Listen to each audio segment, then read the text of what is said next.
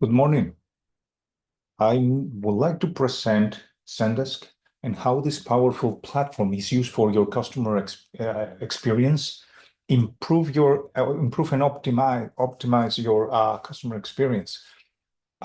We have a general overview here of what the application provides. Tickets, everything is transformed into tickets. And we have several channels to do that, either phone calls, messaging, chats, live chat, voicemail, in web forms that we can create tailored based on the needs of our customers. To start reviewing this information, let me give you some examples of the channels over here. This is a text message received via SMS, voicemail. This one, for example, we don't have any message right now, but you can see how it's recorded here and attached to the ticket.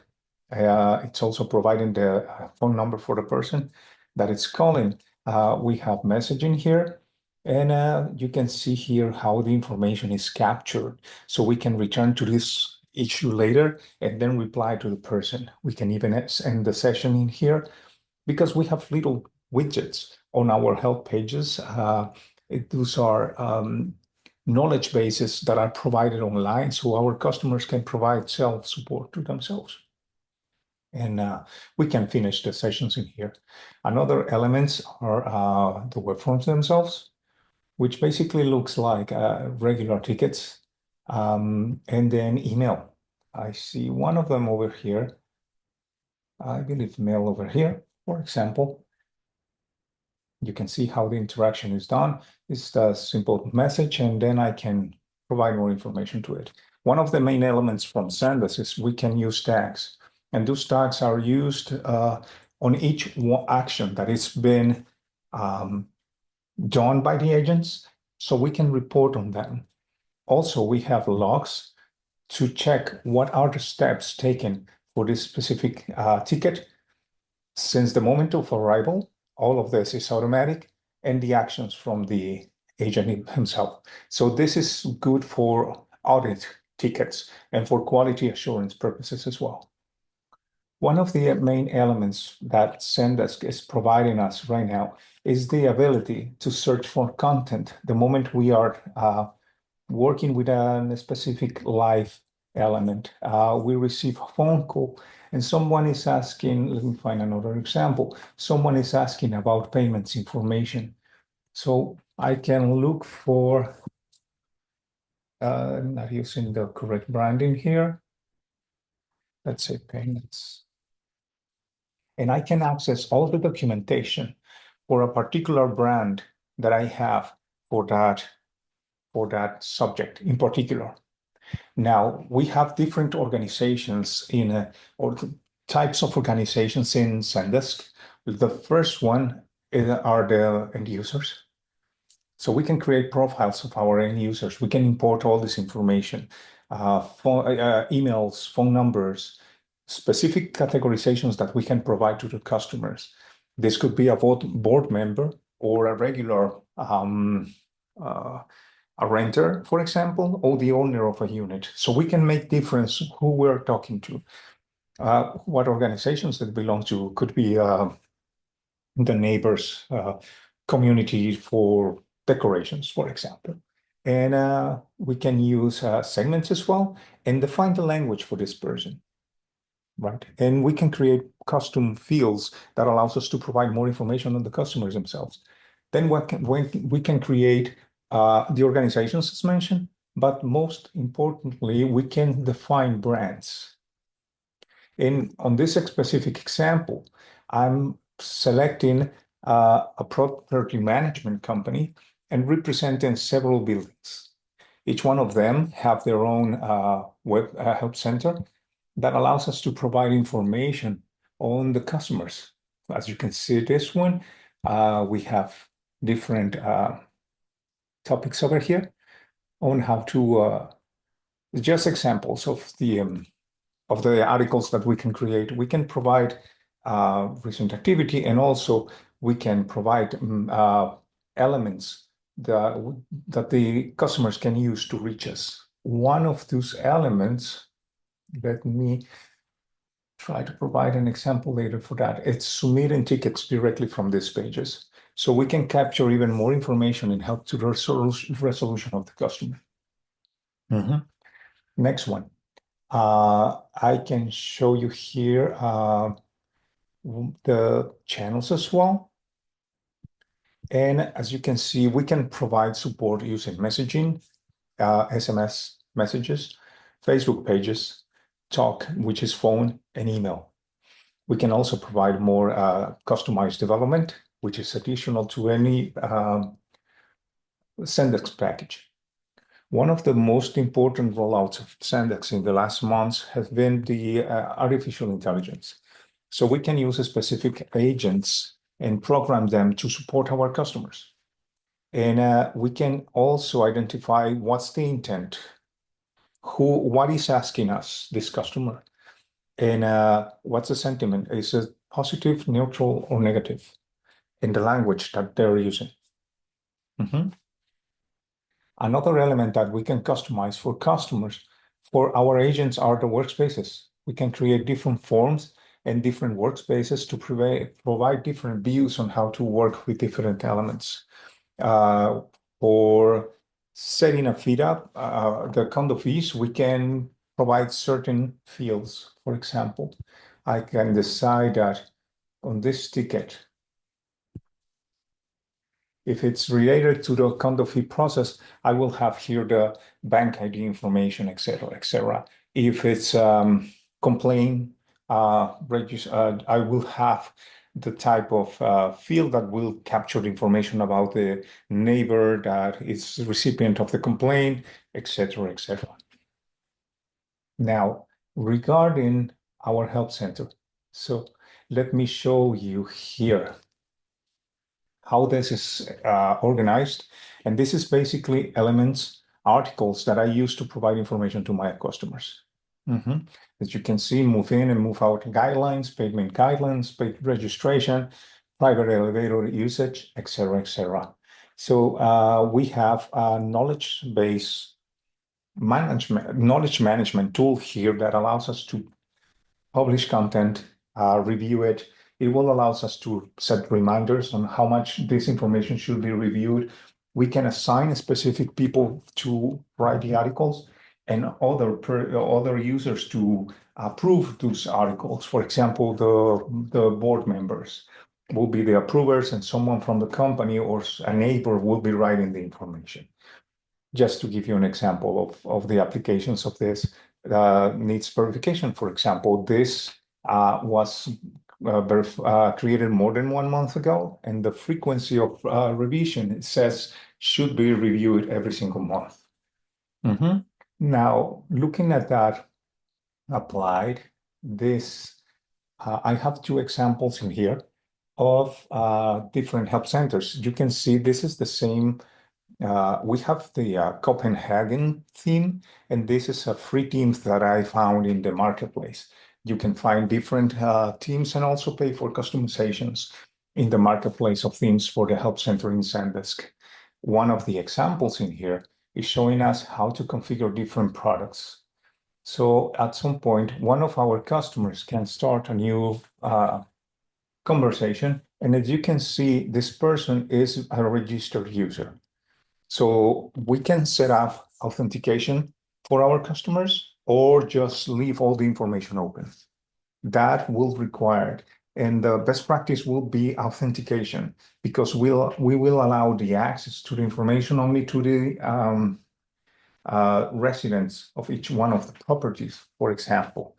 So this is product. So let's pretend this is a different example. I need help setting up my bundle, which is a product. The bot is looking for the information created in the articles, and it will provide a summary of the steps related to that setting process, but also a link to the article itself. And then we have this other example. This is a property itself. I need information about payments. We can do this descriptions more specific, I need help on my count of fees, for example, those are the intents. And this will do exactly the same. We can have, this is an important difference, articles that are visible to all the neighbors, or we can have restricted articles. For example, information that it's only available to the board members, for example, notes from meetings, etc., etc. And as well, they can see the document here. The big difference in here is for this setup, I indicated the tool give me a summary of the article and also provide a link. For this one, it's only providing the link to the article. So do I want to provide more information to my customers? I do this. And if I want to be more direct, I will provide the article itself. How is this working? This is using artificial intelligence that is not connected to the outside internet. It's only connected to the information that exists in our help center. So whatever response is provided in here is either included or not in the help center.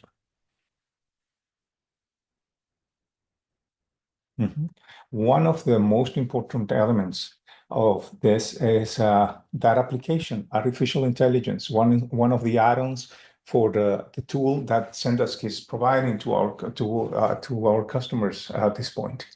And basically, we have multiple applications that allows us to simplify the actions. For example, I require an escalation for this ticket. If you check here that the assignee just changed, it included a new tag and also changed the type of the issue. And then this will be assigned to someone else. I will not be working with this, and someone else will be working at this point. I can create notifications.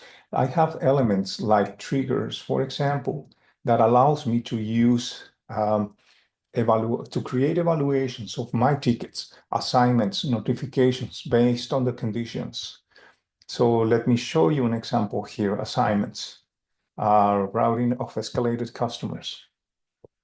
If my ticket is updated and the intention is unhappy customer, I can include another tag called check for another tag called customer escalation. Then I will create a notification to the tier 2 group. I can customize a subject in here and provide a detail for this. So every time those conditions, I have an updated ticket and those two tags present in the ticket itself, this condition will trigger automatically. I have automations based on time, and the best example for this is when I close my tickets. This example is, okay, I solve a ticket, so it will be closed after 96 hours. This is based on time. This is based on conditions. And the element that I show you here, a macro, is based on manual actions. I define all the elements that I want to change, and then I can just click on it and select the action that I want to select. For example, unhappy customer, which is the element that we were looking at the trigger. It creates the conditions for the trigger, and then the trigger is fire.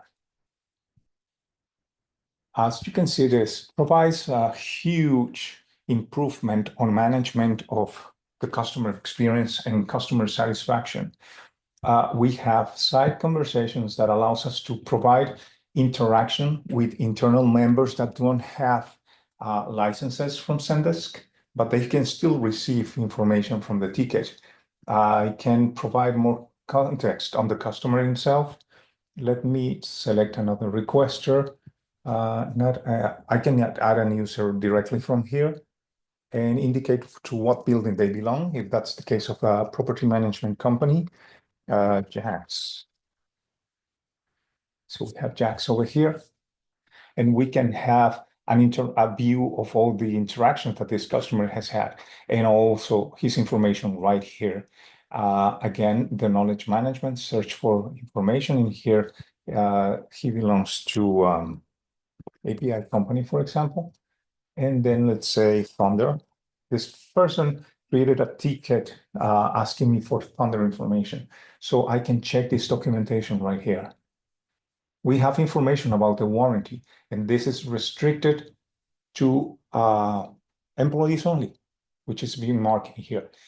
The agent will not be able to provide information for this. This is for internal usage only and provides workflows on what to do if somebody's calling for that specific situation.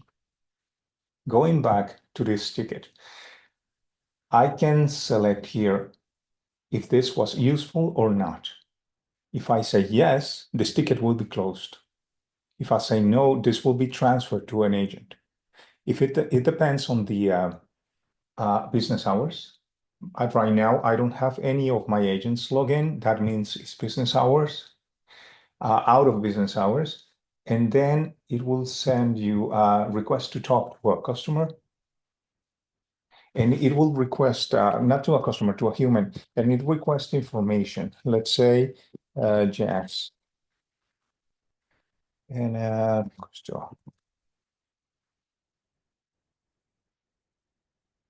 I hope, okay, it's like that. I'm glad for the autocorrector. And then let's invent it. .com.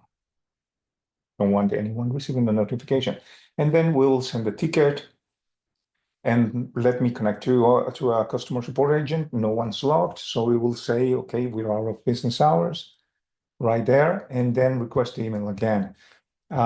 This is a redundant step that is part of the programming, but it provides the example of that. Now here's the ticket.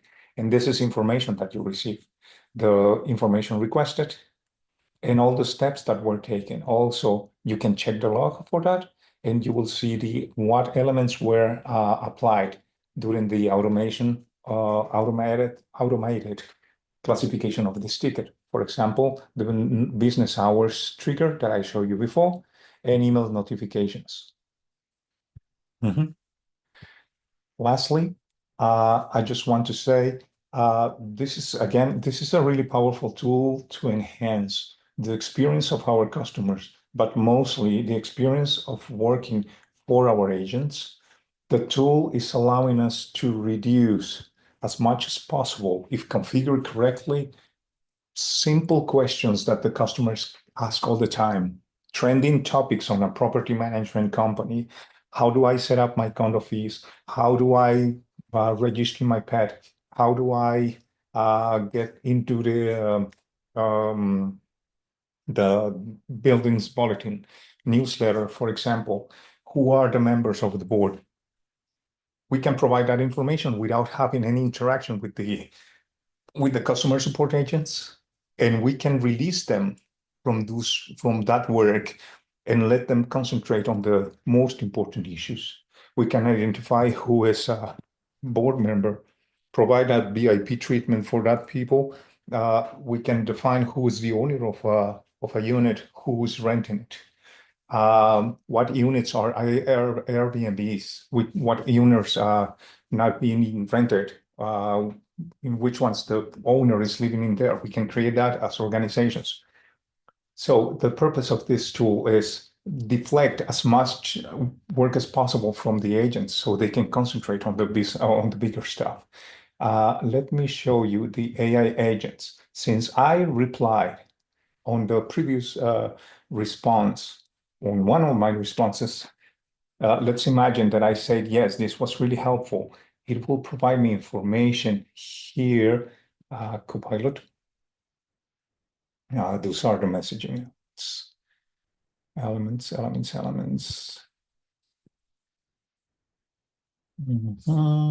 Over here.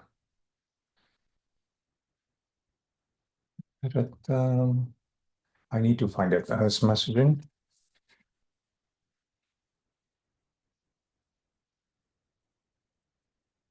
Okay, this is how we set up all our AI agents. It's basically applied artificial intelligence. And this is the example I was looking for. For each one of our bots, we can measure how many replies were transferred to agents or were resolved automatically by the tool. So this allows us to justify the cost of the tool, as well as allows us to track each one of the interactions from the tool and provide justification on the cost of the tool itself. We have a powerful reporting dashboard utility that provides information on the main elements for each one of the channels for the tool. There's a support and guide, which is the help center, chat, talk, and talk live. And we have multiple elements to report to. One of my groups, one of my buildings, one of my channels.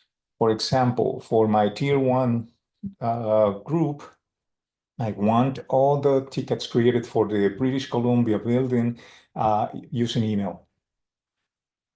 Nothing on that specific case, but you can see how detailed the reporting can be. We can report on the efficiency, SLAs broken or not. We can report on the assignee activity. Nothing on this case because we lack of sufficient emails, agent updates, how much updates the agents do to my tickets, unsolved tickets, and backlogs, and also satisfaction. We can set up customer satisfaction statistics and also the SLAs. So from the perspective of a company with multiple organizations like a property management company, we have the opportunity to create multiple buildings using the enterprise package only. If we use professional, it allows us to have as much as 5 brands only, which is good for starters. We can test the tool using those 5 elements. So we can start from basic and then move to a more complex structure using the enterprise project plan that also includes, it doesn't include, it allows you the access to the AI add-on. So we can have in the enterprise package as many organizations or brands, sorry, brands in this case, as required buildings, and each one of them will have their own library of documentation, procedures, information for their customers, and even all communities. We can include, let me give you an example of this help center. I believe it's active on this one. We can have communities that allows the interaction from the residents. Those will be forums, and we can set up moderation activities. So an administrator for that specific forum is checking the messages, so we don't have anything that will result offensive to other people, etc., etc. Or we just restrict that to provide information or responses from one of the admins. More specifically, the tool will be really good, and you can see this is this specific app user, my case, an admin, can see the platinum residence information, VIPs, for example, the penthouse, how to use the access to the penthouse. I can provide that level of detail on who can access what information, and something which will provide happiness to our customers and satisfaction to our customers is the fact that, let me show you one of the examples. Booking social areas is this. Let me go back to the API element right here. And then, okay, not right here. Let me go to brands again. Oh, sorry, correct spelling. Then I can open my help center so I can show you this specifically. It's logged like the admin here, and set up the Thunder the Thunder product. You can see here it's easy to write information. You have basic formatting in here. It's the same format structure presented in the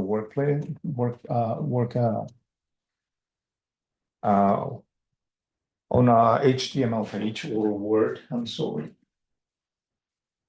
Having problems with my image or my monitor. Sorry, I need to reset this.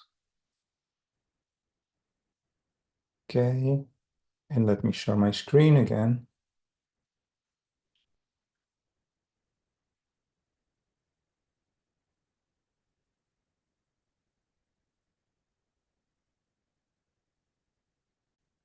Okay, and resume the recording.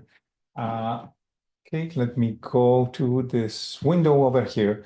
One of the main elements that allows us to provide more information to our customers are the translations of the documentation. So we can go here and we can provide permissions to this, and also who is able to see that documentation. I can use segments from the customers and say, okay, let's do this visible only to Platinum customers or sign-in users. So if I want my VIP customers or residents in here, it will be signed users and Platinum customers. And standard is just all the rest of the residents, right? It could be only renters, it could be owners, etc., etc. It can be done as much as required. Important element, translations. This one is not translated. Leave the page. So let me do this one. Those are not translated. Let me go to British Columbia.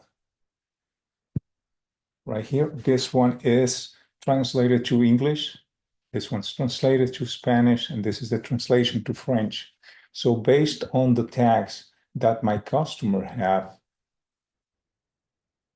here, this documentation will be presented in the language that the user has set up also in their computers. The important element here is that I can provide as much as 70 different languages, and based on this configuration of their computer, the information will be displayed in that language. We can also create dynamic tags that allows us to rename elements like the titles only once in the tool itself. So that content will be displayed also in the local language of the person. This is a really quick and deep overview of all the elements, really, really quick.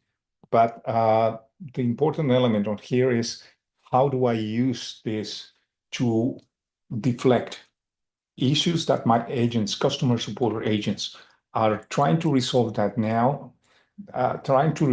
now, and they can be resolved basically by Zendesk, either using artificial intelligence, different automations that allows us to provide earlier responses, and also how to use the help centers to provide information so they can auto-resolve their issues. Please contact me in case you have any information, you have any doubts, or request more information. I can help you to set up, implement, optimize, and improve any of your Zendesk instances at this point, or we can start from scratch. My name is Frank Barrocal, and I hope that you have a great day. I hope you enjoyed this presentation.